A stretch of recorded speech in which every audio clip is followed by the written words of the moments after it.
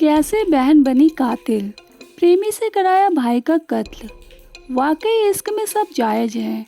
दुश्मन दोस्त बन जाते हैं और सगों से भी दुश्मनी हो जाती है। कुछ ऐसी ही है कत्ल की ये अजीब प्रेम कहानी। इस कहानी में एक बहन खुद अपने भाई का कत्ल कराती है, वो भी अपने आशिक से। पहले आशिक कत्ल करने से मना कर देता है, लेकिन प्रेमिका की जिद के सामने वो बदल जाता है। आखिर वो कत्ल करने के लिए तैयार हो जाता है। फिर इनकी साजिश होती है कि कत्ल भी हो जाए और सबूत भी ना मिले, बिल्कुल दृश्यम वाले तरीके से। 5 दिसंबर को चित्तौड़गढ़ में कुएं से मिली सिरकटी लाश राजस्थान के चित्तौड़गढ़ की है। यहाँ 5 दिसंबर को चित्तौड़गढ़ के गंगरार कस्बे के हनुमान मंदिर के पीछे कुएं में एक शख्स की लाश मिलती है। उस लाश का सर नहीं था, सिर्फ धड़ मिला था। पहचान करना मुश्किल था। आसपास के लोग एकत्र हुए, पहचान शुरू की गई। मरे हुए शख्स के हाथ पर कुछ लिखा हुआ था, लेकिन कोई पढ़ नहीं पा रहा था। जब ये लाश मिली तब अंधेरा हो चुका था। पुलिस ने टॉर्च जलाकर उसे पढ़ने की कोशिश की। पुलिस को लगा कि हाथ में कमलेश रायका लिखा हुआ है, लेकिन वहां मौजूद शख्स ने पुलिस की बात काट दी। उसने कहा कि कमलेश नहीं, बल्कि ये तो महेंद्र रायका लिखा हुआ है। पुलिस को ये अजीब तो लगा, क्योंकि ये पढ़ना बेहद मुश्किल था, लेकिन वो शख्स काफ़ी कॉन्फिडेंट था। लेकिन कुल मिलाकर उस शख्स की पहचान नहीं हो पाई। लेकिन ये पता चल गया कि कुछ दिन पहले वाकई महेंद्र रायका नाम का व्यक्ति लापता है। पुलिस की जांच में पता चला कि महेंद्र की आखिरी बार बात उसकी सगी बहन तनु से हुई थी। वो तारीख थी 21 नवंबर। उस दिन पूछताछ में तनु ने बताया कि हाँ, मेरे भाई से बात हुई थी। उस समय तक महेंद्र एकदम ठीक था, लेकिन उस समय महेंद्र चित्तौड़ के बजाय रतलाम में कहीं था। लेकिन 16 नवंबर से ही महेंद्र लापता हो गया था। इसके 5 दिन बाद फ़ोन पर बात भी हुई थी और फिर उसका फ़ोन बंद हो गया था। लेकिन क्या वाकई कुएं से जो लाश मिली थी वो महेंद्र की ही थी?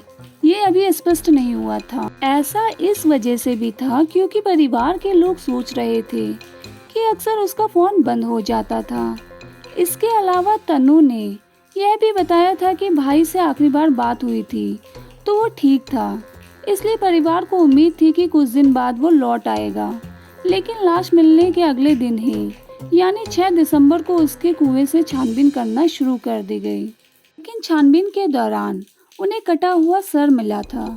अब सिर देखकर यह पहचान हो गई थी कि वाकई मरने वाला शख्स महेंद्र रायका ही था। अब पुलिस इस मामले की जांच करने लगी। आखिर क्यों महेंद्र रायका की हत्या हुई, उसका कत्ल क्यों किया गया, इसे लेकर परिवार में पूछताछ की गई, लेकिन कोई सुराग नहीं मिला। परिवार ने ये जरूर बताया कि वो तो अपनी बहन तनु की शादी की तैयारी कर रहा था, किसी से कोई विवाद नहीं था। इसके बाद पुलिस ने उस शख्स की जांच शुरू कर दी, जिसने रात के अंधेरे में भी लाश के हाथ पर लिखा नाम पढ़ लिया था, जिसे कोई आसानी से पढ़ नहीं पा रहा था क्योंकि वो काफ़ी धुंधला था। पुलिस को हर बार अलग अलग नाम होने की आशंका जता रही थी। उसमें उस शख्स ने एक बार में महेंद्र राय का नाम पढ़ लिया था, इसलिए पुलिस ने उस पर शक करते हुए जांच की। पुलिस की जांच में पता चला कि उसका नाम महावीर है। वो मरने वाले महेंद्र रायका के घर आता जाता था। महावीर की 2 बहनों में से एक से वो राखी बंधवाता था। जब से वो लापता हुआ था तब से उसकी खोजबीन में वो लगा हुआ था। 5 दिसंबर को जब कुएं से बिना सर वाली लाश मिली तब भी वो काफी सक्रिय था। इसी आधार पर पुलिस ने उसकी पड़ताल की, तब पूरी कहानी सामने आ गई। असल में महावीर ही महेंद्र का कातिल था और इस कत्ल के पीछे कोई और नहीं बल्कि महेंद्र रायका की सगी बहन तनु थी। असल में ये सभी एक ही गांव में रहते थे, लेकिन मोहल्ला अलग अलग था। पुलिस की जांच में पता चला कि तनु और महावीर में अफेयर था।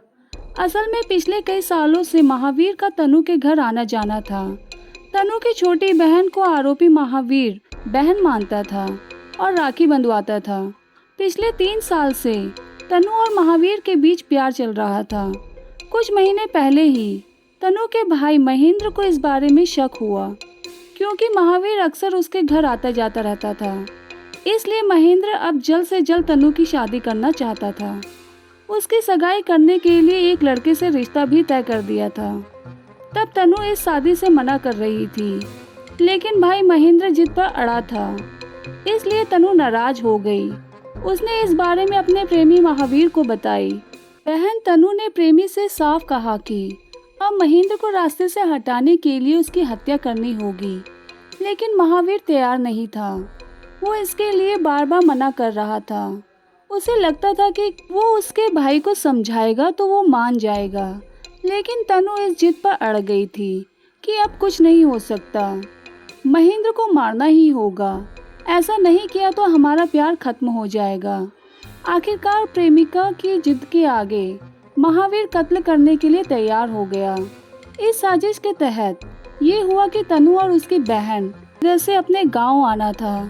तनु ने अपने भाई से कहा था कि वो उन्हें लेने आए।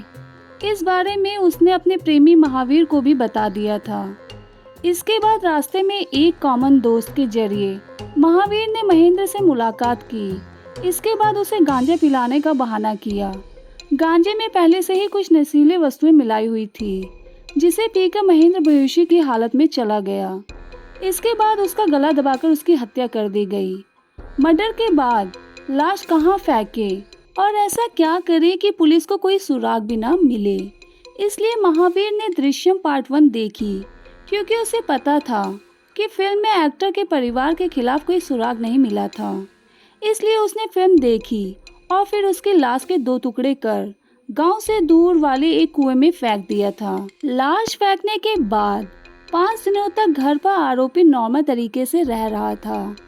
इसके बाद 21 नवंबर को अपना मोबाइल फोन घर पर छोड़ दिया और मरने वाले महावीर के फोन को लेकर चित्तौड़ के रतलाम पहुंचा, यानी करीब 200 किलोमीटर दूर पहुंचा और फिर महेंद्र के फोन से तनु को कॉल किया ताकि पुलिस अगर जांच करे तो महेंद्र की आखिरी लोकेशन 200 किलोमीटर रतलाम की मिले। 16 नवंबर को मर्डर हुआ और 21 नवंबर तक वह दुनिया की नजरों में जिंदा था। ऐसे में पुलिस उसकी तलाश में भटकती रहेगी। आखिरी लोकेशन पर महावीर का कोई सुराग नहीं मिले, इसलिए उस दिन उसका फ़ोन घर पर ही छोड़ दिया था।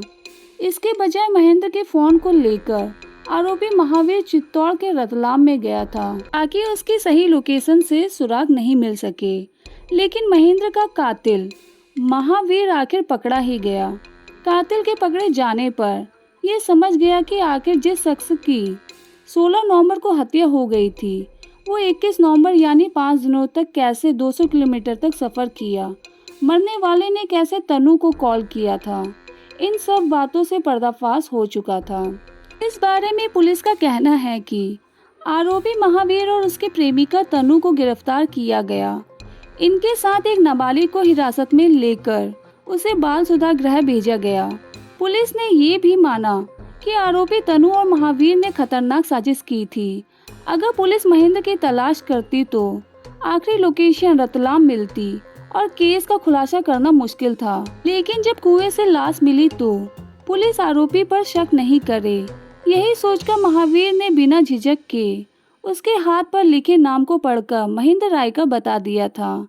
इसी बात से आरोपी पुलिस के शक के घेरे में आ गया था और पूरा केस खुल गया। दोस्तों, ये थी आज की दिल दहला देने वाली कहानी। इस कहानी के बारे में आपकी क्या राय है, हमें कमेंट सेक्शन में कमेंट करके जरूर बताएं। वीडियो पसंद आया हो तो वीडियो को लाइक करें, चैनल को सब्सक्राइब करें और ज़्यादा से ज़्यादा अपने फैमिली मेंबर के साथ शेयर करें। Thank you for watching.